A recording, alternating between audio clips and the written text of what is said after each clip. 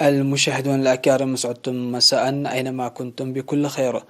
من الفضائية الإريترية نقدم لحضراتكم نشرة أخبار هذا المساء، نستهلها كالعادة بالعناوين.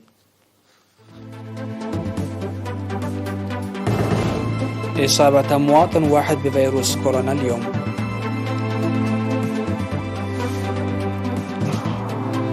نتائج صحية مرضية في مركز العلاج الطبيعي في أسمرة.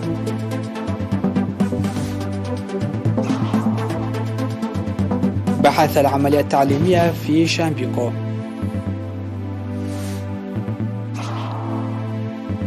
الاتحاد الأوروبي يعلن وقف مهامه التدريبية للجيش في مالي. عشرات القتلى في فيضانات بجنوب افريقيا مع هطول امطار غزيرة. و250 مليون شخص يواجهون خطر الفقر المدقع. أهلا بكم إلى تفاصيل النشرة، نستهلها بهذا الإعلام من وزارة الصحة. أعلنت وزارة الصحة أن الفحوصات المخبرية التي أجريت اليوم في الإقليم الأوسط أظهرت إصابة مواطن واحد من ستانتا أوتو بفيروس كورونا. في غضون ذلك شفي مريض كورونا واحد، وبهذا بلغ عدد المصابين بفيروس كورونا في البلاد حتى الآن 9733، شفي منهم 9626، وتوفي 103 مريضا، فيما لا يزال 4 مرضى يتلقون الرعاية الصحية في المستشفيات. وزارة الصحة 13 من أبريل 2022.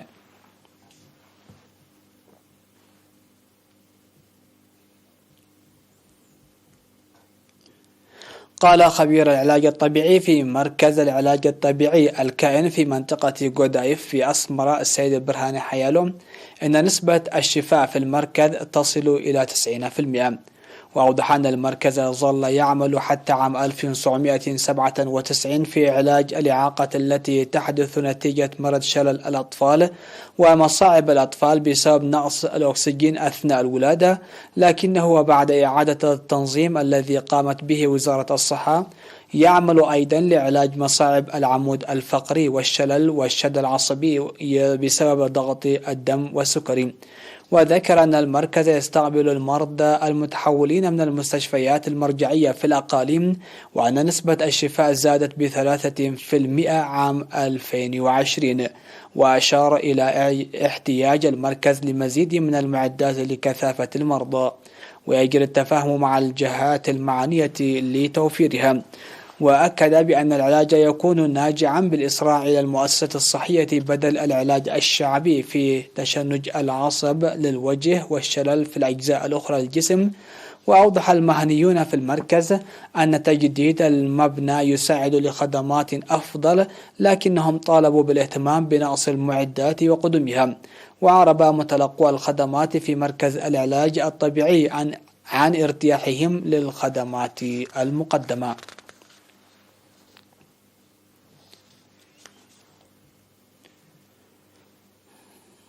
عقد في مديرية شامبيقو يوم 6 من أبريل اجتماع بمشاركة أولياء الأمور لبحث مصاعب العملية التعليمية. وأوضح مسؤول الخدمات التعليمية في المديرية الأستاذ محاري تشمي المصاعب الأساسية التي تشهدها المدارس، داعيا لجنة أولياء الأمور لتقديم مساهمات مساعدة لحلها. وذكر أن تقوية العلاقة بين المدرسة ولجنة أولياء الأمور عامل مهم لتحسين كفاءة التعليم وإدارة المدارس. ودعا المشاركون في الاجتماع للقيام برقابة جادة للأموال التي تجمع لدعم المدارس، مؤكدين تعزيز المساهمة في جهود تحسين التعليم.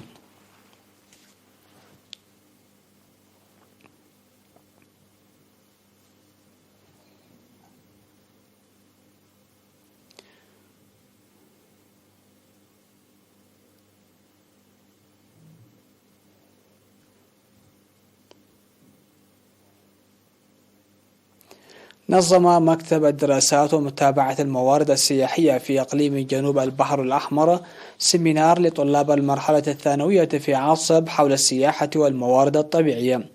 وأوضح مسؤول المكتب السيد عبد الله حزام أن الإقليم له جاذبية سياحية كبيرة لمتاخمته 3 دول وامتلاكه شواطئ نظيفة وأكثر من 60 جزيرة. وذكر أن شواطئ إريتريا ثرية بمختلف أنواع الأسماك والسلاحف البحرية وأشجار الشورى والطيور البحرية والأعشاب المرجانية. وأكد الطلاب على أهمية المعلومات المقدمة التي تجب تقديمها للطلاب في مختلف المراحل الدراسية.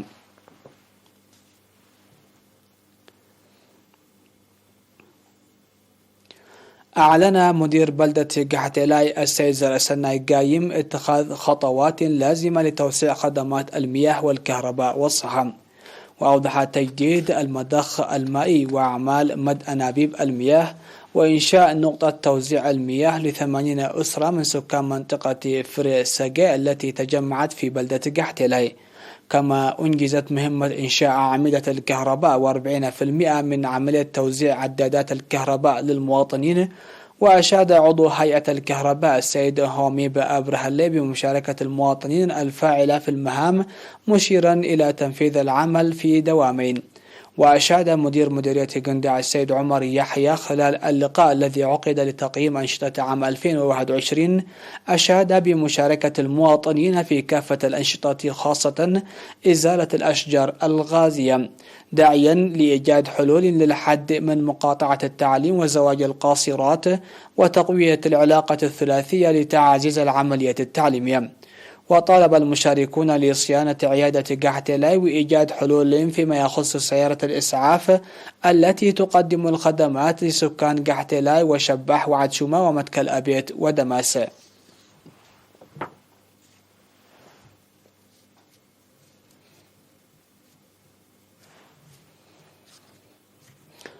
فاصل قصير ومن ثم نعود لمتابعة الأنباء على الصعيد العالمي.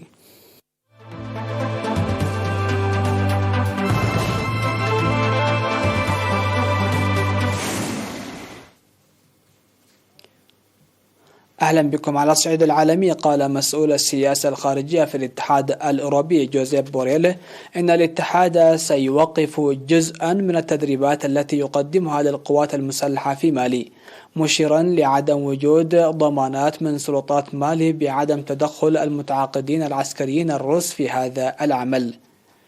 ومن المرجح أن يؤجج القرار القلق الدولي بشأن أجل بعثة حفظ السلام التابعة للأمم المتحدة وبعثتي الاتحاد الأوروبي بعد أن بدأت فرنسا وحلفائها الانسحاب من مالي في وقت سابق من هذا العام. وإحدى مهمتي الاتحاد الأوروبي هي بعثة التدريب في مالي، والثانية بعثة الاتحاد الأوروبي لبناء القدرات في مالي. وتقاتل الحكومة الانتقالية في مالي التي استولت على السلطة في انقلاب عسكري سنة 2020 تقاتل مسلحين إسلاميين وتستعين بمتعاقدين عسكريين من مجموعة فاغنر الروسية. لقي ما يقرب من 60 شخصا حتفهم جراء فيضانات اجتاحت مقاطعة كوازالو ناتال بجنوب إفريقيا بعد هطول أمطار غزيرة. ونقلت وكالة أسوشيتد بريس عن المتحدث باسم خدمات طوارئ المقاطعة روبرت ماكنزي قوله إن الفيضانات الناجمة عن الأمطار الغزيرة تسببت بمحاصرة الأشخاص في منازلهم، كما جرفت المياه المتدفقة بعض الأشخاص وأدت إلى انهيار المباني السكنية وقاطع الطرق وانقطاع الكهرباء. ولا تزال عمليات الإنقاذ مستمرة للبحث عن مفقودين، حيث من المرجح أن يزداد عدد القتلى والمفقودين وفق ماكنزي. واستدعي الجيش لتقديم دعم جوي خلال عمليات الإجلاء. ولا يزال طلاب ومعلمون محاصرين في مدرسة ثانوية في المدينة الساحلية. على شواطئ دبرين الشعبية تراكمت أكوام الحطام وأغصان الأشجار والعبوات البلاستيكية. كذلك أدت الأمطار الغزيرة إلى انقطاع التيار الكهربائي وإغلاق الكثير من الطرق، وتعطلت كذلك إمدادات المياه.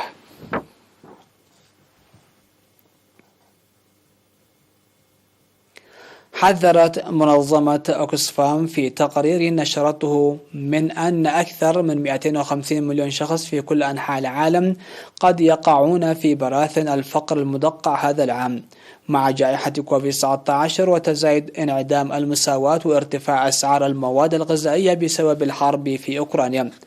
وأوضحت هذه المنظمة غير الحكومية المعنية بمكافحة الفقر في بيان أنه في ظل تلك المعطيات سيكون 860 مليون شخص يعيشون في فقر مدقع بحلول نهاية العام.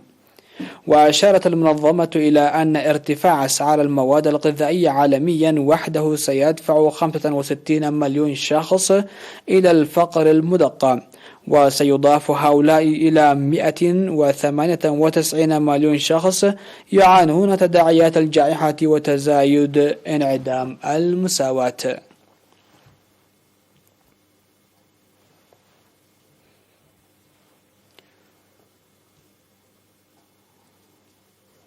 الخبر الأخير في هذه النشرة: قال المرشد الأعلى الإيراني آية الله علي خامنئي إنه ينبغي عدم ربط مستقبل البلاد بنجاح أو فشل المحادثات النووية مع القوى العالمية، مشيرا إلى أن محادثات إحياء اتفاق عام 2015 النووي تسير على ما يرام. وأكد خامنئي أن الولايات المتحدة أخلفت وعودها عندما انسحبت من الاتفاق النووي ووصلت الآن إلى طريق مسدود، أما إيران فليست في هذا الوضع نفسه، داعيا المفاوضين النوويين الإيرانيين إلى مقاومة المطالب الأمريكية الزائدة عن اللازم.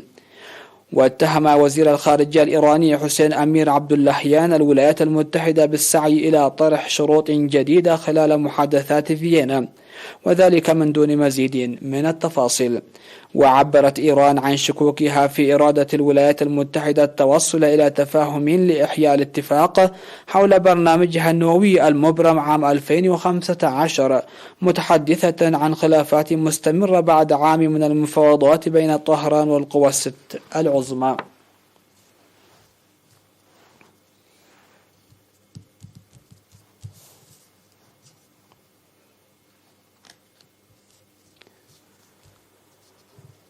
ختام النشر إليكم أبرز العناوين: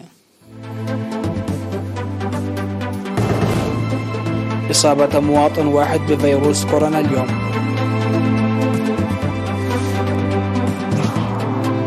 نتائج صحية مرضية في مركز العلاج الطبيعي في أسمرة. بحث العملية التعليمية في شامبيكو.